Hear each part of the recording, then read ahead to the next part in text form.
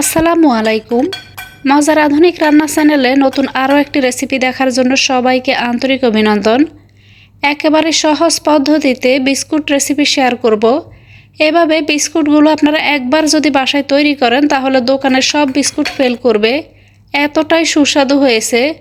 আশা করছি আমার আজকের এই সহজ বিস্কুটের রেসিপিটি আপনাদের অনেক ভালো লাগবে।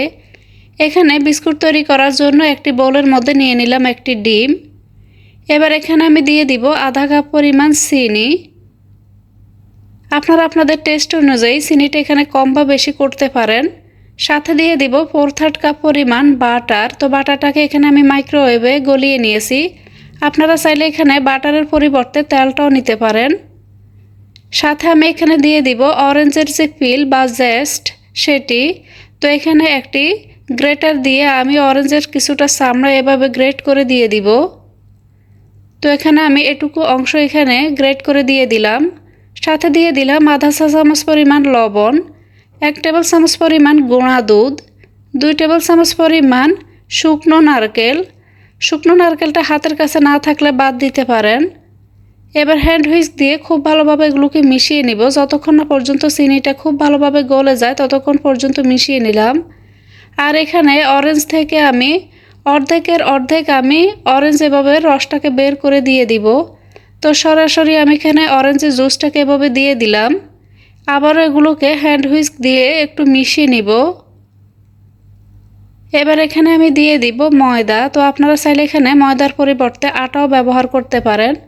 প্রথমে এখানে আমি 1.5 কাপ পরিমাণ ময়দা দিয়ে দিব। খুব ভালোভাবে মিশিয়ে নিব। তো এখানে খুব ভালোভাবে মিশিয়ে নেওয়ার পর আমার মনে হয়েছিল এগুলো একটু নরম হয়ে গিয়েছে। সে পর্যায়ে এখানে আমি আরও 2 টেবিল চামচ পরিমাণের মতো ময়দা অ্যাড করেছি। আবারও এগুলোকে আমি খুব ভালোভাবে মিশিয়ে নিব। মিশিয়ে নিয়ে আমি এরকম একটি খামির তৈরি করে নিয়েছি। এই খামিরটা কিন্তু রুটি বানানোর খামির থেকে আরও কিছুটা সফট হবে। তো দেখে নিশ্চয়ই বুঝতে পারছেন কীরকম সফট করে আমি এখানে এই ডোটা তৈরি করে নিয়েছি। এবার হাতের মধ্যে কিছুটা আমি এখানে ডো নিয়ে নিলাম।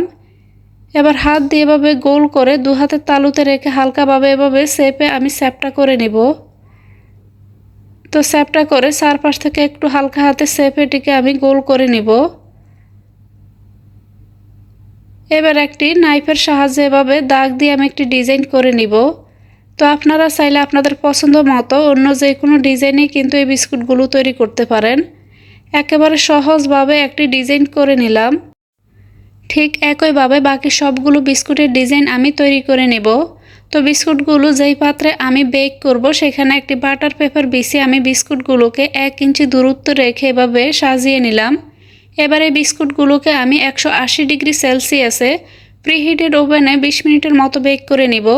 তো যাদের ওভেন নাই তারা কিভাবে চুলাতে বিস্কুট বেক করবেন, আমার চ্যানেলে বিস্কুট তৈরির বেশ কিছু রেসিপি আপলোড করা আছে, সেখানে আমি দেখিয়েছি। চাইলে আপনারা রেসিপিগুলো দেখে শিখে নিতে পারেন। তো দেখতে পাচ্ছেন বিস্কুটগুলো কতটা লোভনীয় হয়েছে। তো সবগুলো বিস্কুট কিন্তু আমার খুব সুন্দর মতো কিন্তু মুসমুসে হয়ে গিয়েছে আর ভিতর থেকেও কিন্তু অনেক সফট হয়েছে।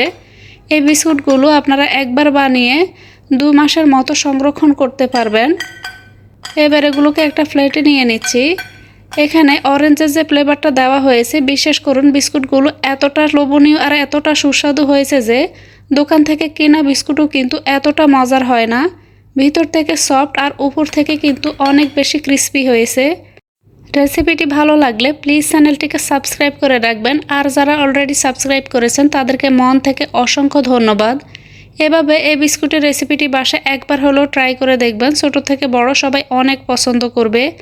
এতক্ষণে রেসিপিটির সাথে থাকার জন্য সবাইকে অনেক ধন্যবাদ জানিয়ে আজ এখানেই বিদায় নিব।